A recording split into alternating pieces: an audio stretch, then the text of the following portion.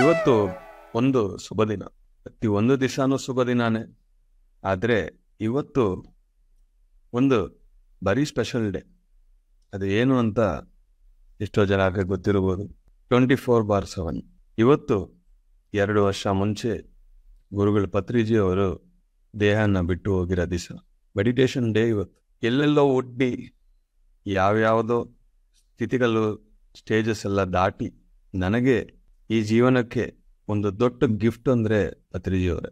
ನಾನು ಧ್ಯಾನ ಯಾರಾದರೂ ನನಗೆ ಧ್ಯಾನ ಹೇಳ್ಕೊಡ್ತಾರಾ ಅಂತ 14-15 ವರ್ಷದಿಂದ ಹುಡುಕಿ ಎಷ್ಟೋ ಗುರುಗಳ ಹತ್ರ ಎಷ್ಟೊಂದು ಧ್ಯಾನಗಳ ಹತ್ರ ಮಾಡಿ ಕೊನೆಗೆ 2004 ಫೆಬ್ರವರಿ 2ನೇ ತಾರೀಕು ಸಂಜೆ 6 ಗಂಟೆಗೆ ಗಿರಿಜಾ ಮೇಡಮ್ ಮೂಲಕ ನನಗೆ ಆನಾಪಾನಸತಿ ಮೆಡಿಟೇಷನ್ಗೆ ಇನಿಷಿಯೇಟ್ ಆಗಿದೆ. ನಾನು ಪತ್ರಿಜಿಯವನ್ನ ನೋಡಿದ ತಕ್ಷಣ ನಾನು ಫಸ್ಟು ಶಾಕ್ ಆಗಿದ್ದೀನಿ. ಯಾಕೆಂದರೆ ಅವರು ಕಾಷಾಯ ಇಲ್ಲ, ರುದ್ರಾಕ್ಷಿ ಇಲ್ಲ, ವಿಭೂದಿ ಇಲ್ಲ, ಯಾವ ಮಂತ್ರ ಜಪ ಇಲ್ಲ.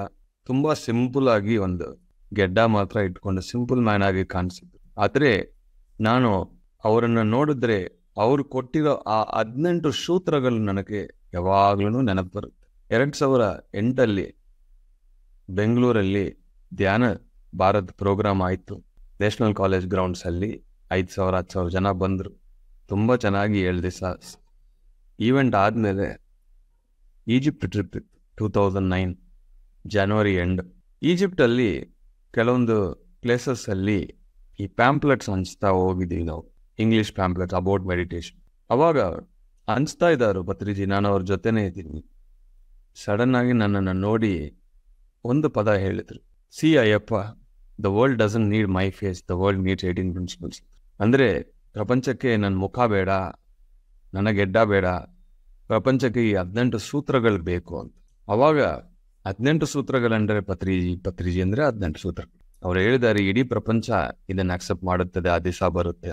ಅವತ್ತಿಂದ ಇವತ್ತು ತನಕ ನನಗೆ ಶ್ವಾಸ ಅಂದರೆ 18 ಸೂತ್ರಗಳು. ಅದನ್ನು ನಾನು ಸ್ವಲ್ಪನೂ ಮಿಸ್ ಮಾಡಲ್ಲ. ಅದರಿಂದ ಡಿವಿಯೇಷನ್ ಡೈಲ್ಯೂಷನು ಆಗ್ಬಾರದು. ಅದು ಬುದ್ಧರು ಅಷ್ಟಾಂಗ ಮಾರ್ಗ ಕೊಟ್ಟಿದ್ರು, ಆನಾಪಾನಸತಿ ಕೊಟ್ಟಿದ್ರು. ಅದರ ಜೊತೆ ಪತ್ರಿಜಿಯವರು 18 ಸೂತ್ರಗಳಿಗೂ 24/7 ಇವತ್ತು ಡೇಟ್. 24 ಗಂಟೆ 7 ದಿವಸಗಳನ್ನು ಧ್ಯಾನ ಒಂದೇ ಅವರು ಯಾವಾಗ್ಲೂ ಹೇಳ್ತಾ ಮೈಂಡಲ್ಲಿ ಇತ್ತು. ನನಗೂ ಹಂಗೆ 24/7 ನನಗೆ ಮೆಡಿಟೇಷನ್. ಇದೇ ನನ್ನ ಜೀವನ, ಬೇರೆ ಏನಿಲ್ಲ. ಇದು ಒಂದು ಇದ್ರೆ ಸಾಕು. ಪ್ರತಿಯೊಬ್ಬರು ಪರ್ಪಸ್ ಆಫ್ ಲೈಫ್ ಏನಂತ ತಿಳಿಸ್ಕೋಬೇಕು. ನನ್ನ purpose of life meditation spreading ಅಂತ ಯಾವಾಗ ಗೊತ್ತಾಯ್ತು, 24/7 ಅದೊಂದೇ ನಾನು ಫೋಕಸ್ ಮಾಡ್ತಾ ಇದ್ದೀನಿ. ಒಬ್ಬ ಫ್ರೆಂಡ್ ಥರ ಯಾವಾಗ್ಲೂ ನನ್ನ ಹತ್ರ ಮಾತಾಡ್ತಾ, ಯಾವಾಗ ಬೇಕಂದ್ರೂ ಇಮಿಡಿಯೇಟ್ ಇಲ್ಲ ಅಂದ್ರೂ ನಾನು ಫೋನ್ ಮಾಡಿದ್ದೀನಿ ಅಂದರೆ ಯಾರೋ ಒಬ್ಬರು ಫೋನ್ ತಗೊಂಡು ನನಗೆ ಅವ್ರು ಫೋನ್ ಮಾಡಿ ಗೈಡ್ ಮಾಡಿದ್ರು. 20 ವರ್ಷ ಅವ್ರ ಜೊತೆ ಓಡಾಡಿದ್ದೀನಿ. ಒಬ್ಬ ಗುರು, ನಮ್ಮೊಳಗಿರೋ ಗುರು ಶ್ವಾಸವೇ ಗುರು ಅಂತ ಹೇಳಿದ್ರು. ಆದ್ರೂ ಹೊರಗೆ ಒಬ್ಬ ಗುರು ಸಿಗ್ತಾ ಇದ್ದಾರಂದರೆ ಅವ್ರು ಏನೇ ಹೇಳಿದ್ರು ಅದರಲ್ಲಿ ನನಗೆ ಯಾವಾಗ್ಲೂ ಒಂದು ಡೌಟು ಬಂದಿಲ್ಲ. ಯಾಕೆ ಅಂದರೆ ಒಬ್ಬರು ಗುರು ಅಂತ ನಾವು ಸ್ವೀಕಾರ ಮಾಡಿದ ತಕ್ಷಣ ಸರೆಂಡರ್ ಆಗಬೇಕು. ಅವ್ರು ಏನೇ ಹೇಳಿದ್ರು ಅದನ್ನು ಅರ್ಥ ಮಾಡ್ಕೊಳ್ಳೋಕೆ ಟ್ರೈ ಮಾಡಬೇಕು, ಡೌಟ್ ಪಡಬೇಕು. ಯಾಕೆಂದರೆ ಒಂದು ದಾರಿ ಅವರು ಹೋಗಿ ನೋಡಿ ಮತ್ತೆ ಆ ಒಂದು ದಾರಿಯನ್ನು ಎಲ್ಲರಿಗೂ ತೋರಿಸ್ತಾ ಇದ್ದಾರೆ. ಮೋಕ್ಷಕ್ಕೆ ದಾರಿ, ಮುಕ್ತಿಗೆ ದಾರಿ, ಕರ್ಮ ವಿಮೋಕ್ಷಣಕ್ಕೆ ದಾರಿ, ಜ್ಞಾನಕ್ಕೆ ದಾರಿ, ಧ್ಯಾನಕ್ಕೆ ದಾರಿ. ಆ ಥರ ಒಬ್ಬರಲ್ಲ 100 ಗುರುಗಳು ನನಗೆ ಅವರು ಪರಿಚಯ ಮಾಡಿಕೊಟ್ಟಿದ್ರು. ಎಷ್ಟೇ ಮಾಸ್ಟರ್ಸ್ ಇದ್ರೂ ಪತ್ರಿಜಿಯೇ. ಅವರಿಂದ ನಾನು ಕಲ್ತಿರೋ ವಿಷಯಗಳು ಒಂದಿಲ್ಲ ಎರಡಿಲ್ಲ. ಅಷ್ಟೊಂದು ಸಮಯ ಒಬ್ಬ ಗುರು ಹತ್ರ ಸಿಕ್ಕಿರೋದೇ ರ್ಯಾರೆಸ್ಟ್ ಆಫ್ ದ ರ್ಯಾರೆಸ್ಟ್. ತುಂಬ ಅದು ಅದೃಷ್ಟ ಅನ್ಬೋದು, ಇಲ್ಲ ಅಂದರೆ ಲೈಫ್ ಆಫ್ ಪರ್ಪಸ್ ಅನ್ಬೋದು. ಅವರು ಸಿಕ್ತರು 2 ವರ್ಷ ಮುಂಚೆ ಹೈದರಾಬಾದಲ್ಲಿ ಕಡ್ತಾಲಲ್ಲಿ. ಅಲ್ಲಿನೂ ಒಂದು ದೊಡ್ಡ ಪಿರಮಿಡ್ ಇದೆ. ಎಷ್ಟೋ ಜನ ಹೋಗಿರ್ಬೋದು ನೀವು, ಇಲ್ಲಾಂದರೆ ಹೋಗಿ ಅಲ್ಲಿನೂ ಧ್ಯಾನ ಮಾಡಿ ಬನ್ನಿ. ಅಲ್ಲಿ ಅವ್ರ ಸಮಾಧಿನೂ ಇದೆ. 180 ಫೀಟ್ ಪಿರಮಿಡ್ ಇದೆ. ಅಲ್ಲಿ ಅವರು ದೇಹವನ್ನು ಬಿಟ್ಟರು. ಹೋಗ್ಬೇಕಾ ಬೇಡವ ಅಂದರೆ ನನಗೆ ಅವಾಗ ಮೆಸೇಜ್ ಕೊಟ್ಟರು, ಕೆಲಸ ಇಂಪಾರ್ಟೆಂಟು ಫಸ್ಟು, ಅದರ ಮೇಲೆ ದೃಷ್ಟಿ ಇಡಿ, ಈ ಶರೀರ ನೋಡೋಕ್ಕೆ ಬರಬೇಡಿ ಅಂತ. ನಾನು ಹೋಗಿಲ್ಲ. ಎಲ್ಲರೂ ಶಾಕ್ ಆಗುತ್ತೆ, ನಿಮ್ಮ ಗುರು ಶರೀರ ಬಿಟ್ಟಿದ ತಕ್ಷಣ ನೀವು ಹೋಗ್ಲೇಬೇಕಲ್ವ, ಯಾಕೆ ಹೋಗಿಲ್ಲ ಅಂದರೆ ಹೋಗ್ಬೇಕಾ ಬೇಡವಾ ಅನ್ನೋದು ನನಗೆ ಇಂಟ್ಯೂಷನ್ ಬಂದರೆ ನಾನು ಫಾಲೋ ಮಾಡ್ತೀನಿ, ನನ್ನ ಮನಸ್ಸೊಳಗೆ ಏನು ಬರುತ್ತೋ ಅದು ನಾನು ಯಾವಾಗಲೂ ಫಾಲೋ ಮಾಡಲ್ಲ ಅಂತ. ಅವತ್ತು ಸೆಷನ್ ಇತ್ತು, ಆ ಸೆಷನ್ ಮೇಲೆ ಫೋಕಸ್ ಮಾಡಿದ್ದೆ. ಒಬ್ಬ ಗುರು ಅವರು ಏನು ಎಕ್ಸ್ಪೆಕ್ಟ್ ಮಾಡ್ತಾರೋ ಅಂದರೆ ಅವ್ರ ಮೆಸೇಜು, ಆ ಸತ್ಯ ಏನೋ ಅದು ನಾವು ತಗೊಂಡು ಎಲ್ಲರಿಗೆ ಹೇಳ್ಬೇಕು ಅಂತ ಅನ್ಕೊಂತಾರೋ. ಗುರುನ ಸ್ಮರಣಿಸ್ತಾ ಕೂತ್ಕೊಂಡು ಜಪ ಮಾಡ್ತಾ ಕೂತ್ಕೊಂಡ್ರೆ ನಮ್ಗೆ ಏನು ಬರಲ್ಲ, ಅವ್ರಿಗೆ ಏನು ಬರಲ್ಲ. ಅವ್ರು ನನಗೆ 3 ವಿಷಯಗಳು ಹೇಳಿದ್ರು: ಧ್ಯಾನ, ಸ್ವಾಧ್ಯಾಯ, ಸಜ್ಜನ ಸಾಂಗತ್ಯ. ಅಷ್ಟೇ. ಪ್ರತಿ ದಿವಸ ಧ್ಯಾನ ಮಾಡಬೇಕು, ಪುಸ್ತಕ ಓದಿ ಎಲ್ಲರಿಗೆ ಧ್ಯಾನ ಹೇಳ್ಕೊಡಿ ಅಂತ. ಅದು ನನಗೆ ಎಷ್ಟು ಮಾಡಬೇಕು ನಾನು ಅಷ್ಟು ಮಾಡ್ತಾ ಇದ್ದೀನಿ. ನನಗೆ ಅವ್ರ ಇನ್ಸ್ಪಿರೇಷನ್ ಎಲ್ಲಿ ಅಂದರೆ, ಇಡೀ ಇವಾಗ ಆಂಧ್ರ ತೆಲಂಗಾಣ 2 ಇದೆ, ಆವಾಗ ಒಂದೇ ಅಲ್ವ. ಇಡೀ ಆಂಧ್ರ ಪ್ರದೇಶಲ್ಲಿ ಪ್ರತಿ ಮನೆಗೆ ಧ್ಯಾನ ಅಂದರೆ ಶ್ವಾಸದ ಮೇಲೆ ಅನ್ನೋದು ಇನ್ಫಾರ್ಮೇಶನ್ ಅವರು ತಿಳಿಸ್ಕೊಟ್ರು.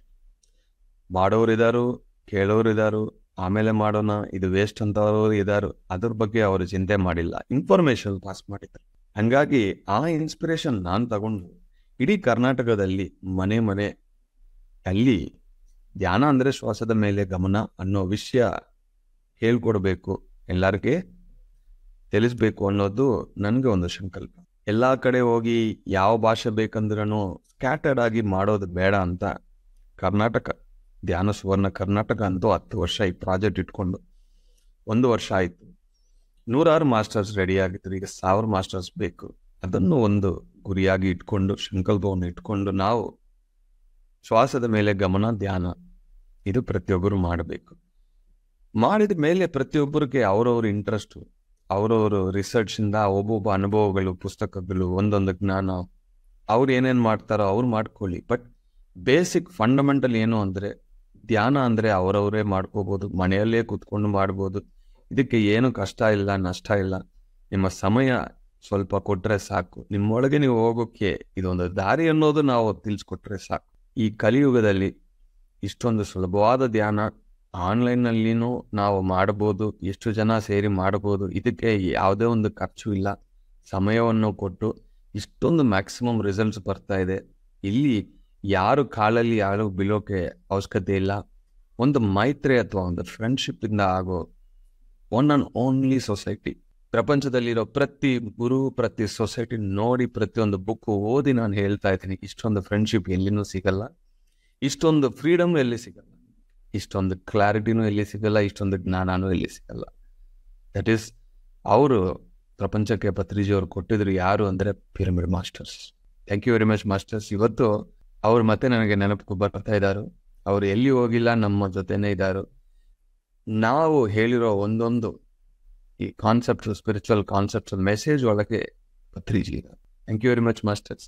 ನಿಮ್ಮೆಲ್ಲರ ಸಪೋರ್ಟಿಂದ, ನಿಮ್ಮೆಲ್ಲರ ಗ್ರೂಪ್ ಎನರ್ಜಿಯಿಂದ ಈ ಕರ್ನಾಟಕ ಮ್ಯಾಪಲ್ಲಿ ನಾವು ಧ್ಯಾನ ಅನ್ನೋದು ಸ್ಥಾಪಿಸ್ಬೇಕು. ನಿಮ್ಮೆಲ್ಲರ ಸಪೋರ್ಟಿಂದ ಆಗುತ್ತೆ ಅಂತ ಅಂದ್ಕೊಳ್ತಾ ಇದ್ದೀನಿ. Thank you very much.